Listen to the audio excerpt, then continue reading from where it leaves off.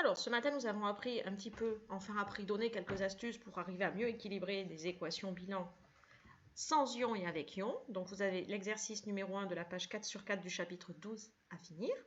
Je vous engage à faire quelques exemples parmi ceux-ci. Donc, maintenant, il faut avoir quelques notions du bilan de matière pour le TP stoichiométrie de la semaine prochaine. Donc, qu'est-ce que c'est qu'effectuer un bilan de matière ? Un bilan de matière, c'est les quantités de matière de toutes les espèces chimiques dans la réaction, avant, après. Entre parenthèses, avant, / après.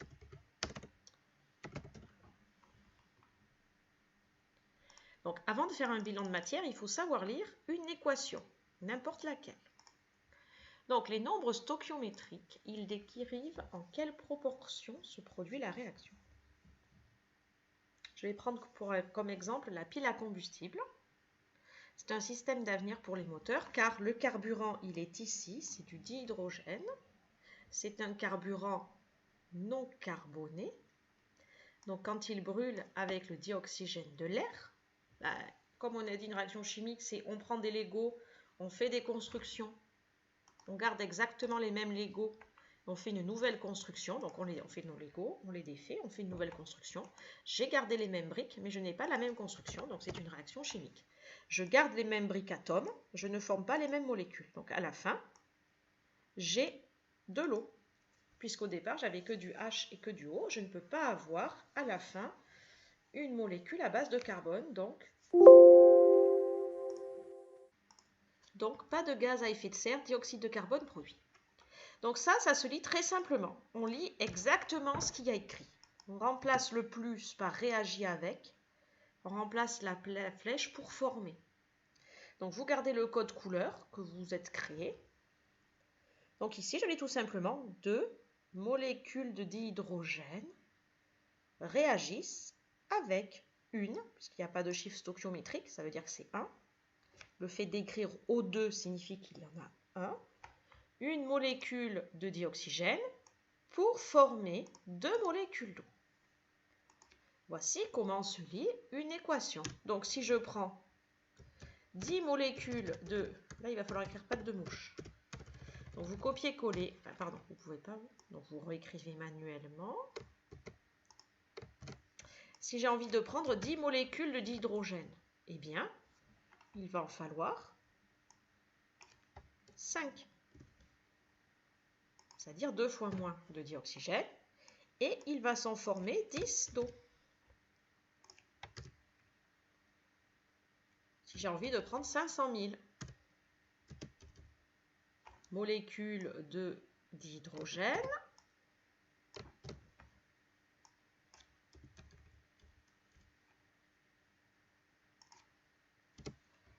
il va m'en falloir 2 fois moins, donc 250 000 molécules de dioxygène pour former 500 000 molécules d'eau. Voyez bien que c'est le même chiffre devant H2 et devant H2O, donc c'est le même nombre de molécules, et celui-ci, 1, est 2 fois plus petit que devant le dihydrogène. Et puis,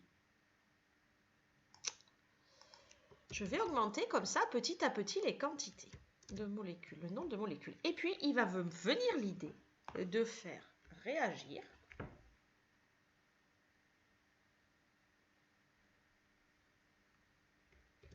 « 12,06 fois 10 puissance 23 molécules d'eau. » Comme ça, j'ai une idée saugrenue, j'ai envie de dire 12,06 fois 10 puissance 23 molécules d'eau.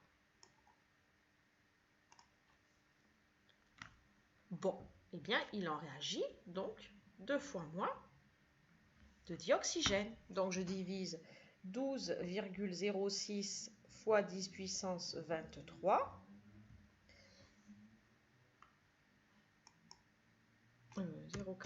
12,04.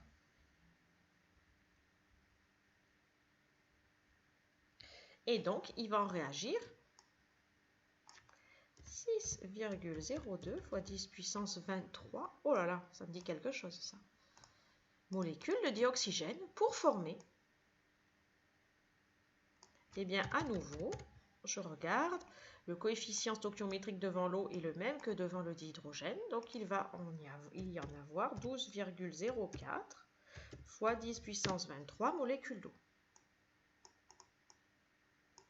Et c'est là qu'on va se dire, eh bien tiens donc,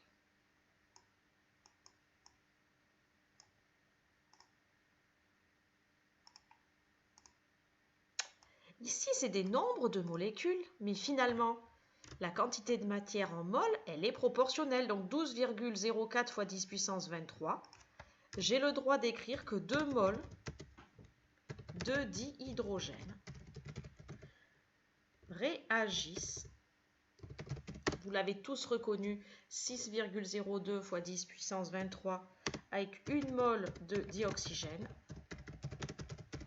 pour former 2 mols d'eau. Alors quand on écrit mol MOL, c'est la fin d'un calcul. Donc quand on l'écrit dans une phrase, on l'écrit en toutes lettres jusqu'au bout. Voici comment on interprète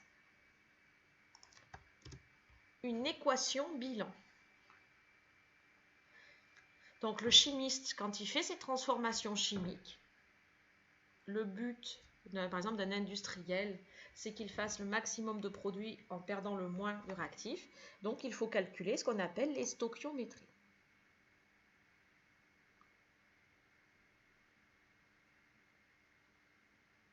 Maintenant, on va se poser le problème délicat. Ça, c'est les proportions de l'équation. Mais dans le milieu réactionnel, je ne vais pas forcément mettre les bonnes proportions. C'est-à-dire que je peux avoir l'idée de mettre 4 mols de dihydrogène avec 5 mols de dioxygène. Que va-t-il se former? Qu'est-ce qui va me rester à la fin? C'est ce qu'on va apprendre à faire. N'hésitez pas à faire pause.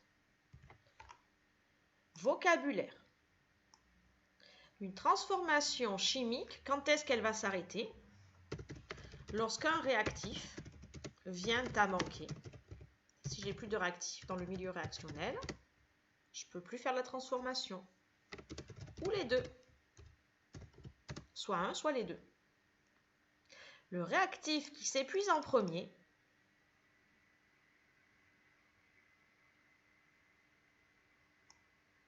je ne sais pas ce que j'ai fichu là. Et donc en défaut,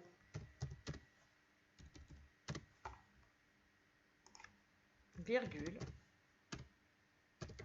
c'est le réactif, donc il faut apprendre le vocabulaire, c'est ce qu'on appelle le réactif limitant, parce qu'il va limiter la réaction.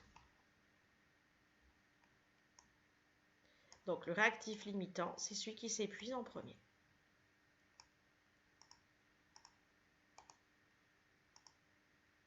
Le réactif toujours présent lorsque la réaction est terminée et le réactif, puisqu'il reste à la fin, il est tout seul, il ne peut plus rien faire, il n'a plus qu'à attendre. On dit que c'est le réactif en excès.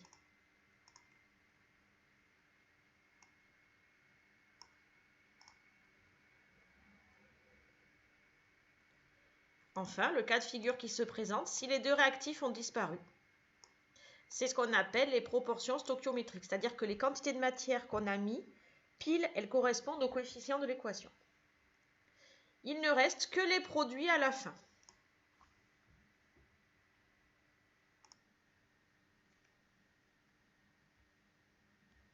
Établissement du bilan.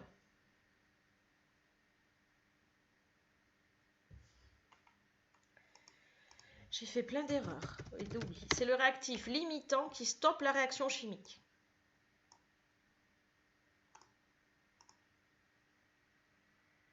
Le bilan de matière découle de la quantité de matière de ce réactif. Donc tout le bilan en découle. Découle de ce réactif. Je prends le cas général. Coefficient stoichiométrique petit a pour l'espèce A, petit b pour l'espèce B, petit c pour l'espèce C, petit d pour l'espèce D. Recherchez le réactif limitant. Je vous donne l'expression, enfin la méthode. Et on applique ça en TP et on fera le bilan final ensemble. Donc la méthodologie, elle est très simple. On calcule quantité de matière de A divisé par le coefficient stoichiométrique A.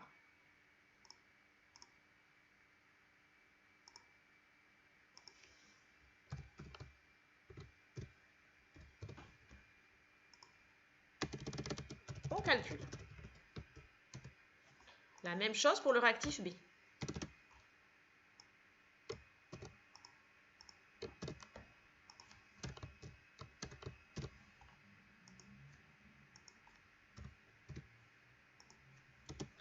Et on compare les deux.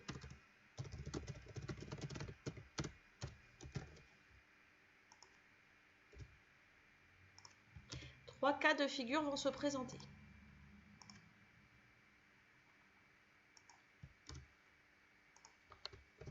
Si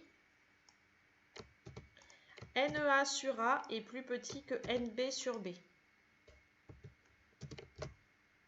Oups. Alors, A est le réactif limitant.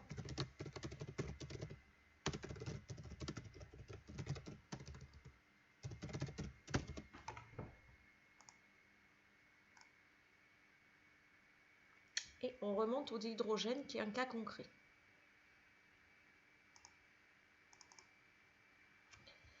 Si je mets 6 moles de lui,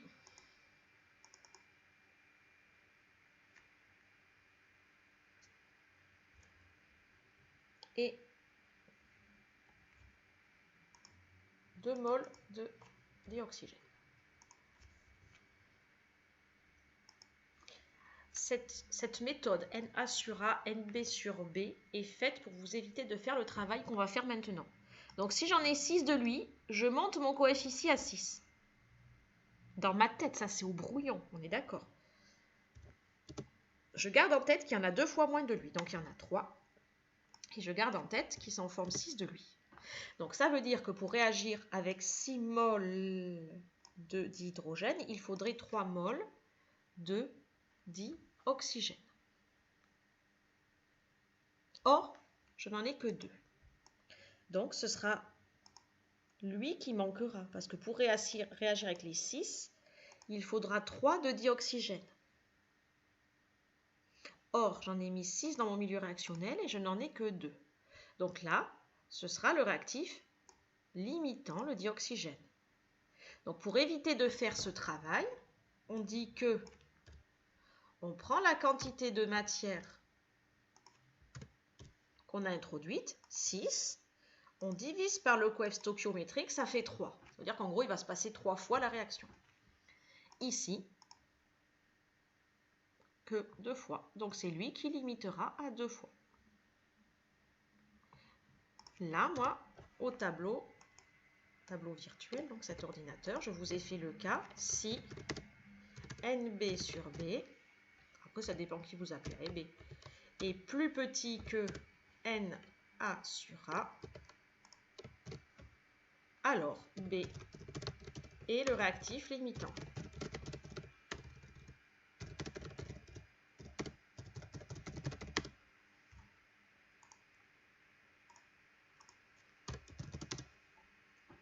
Si, par hasard, les deux sont égaux.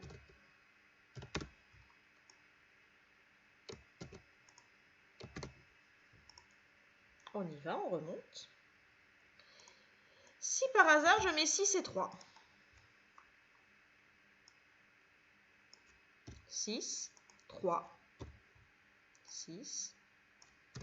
Eh bien, si je puis dire, c'est le mélange parfait, parce que pour réagir avec 6 moles, il en faut 3. Donc, il ne restera aucun des réactifs à la fin. Ça s'appelle des proportions stoichiométriques.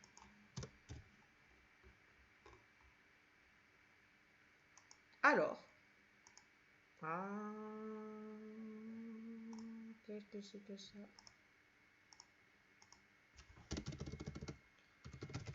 Alors, A et B sont en proportion stoichiométrique. C'est-à-dire, ils sont chacun un multiple du nombre stoichiométrique qui est devant l'espèce concernée.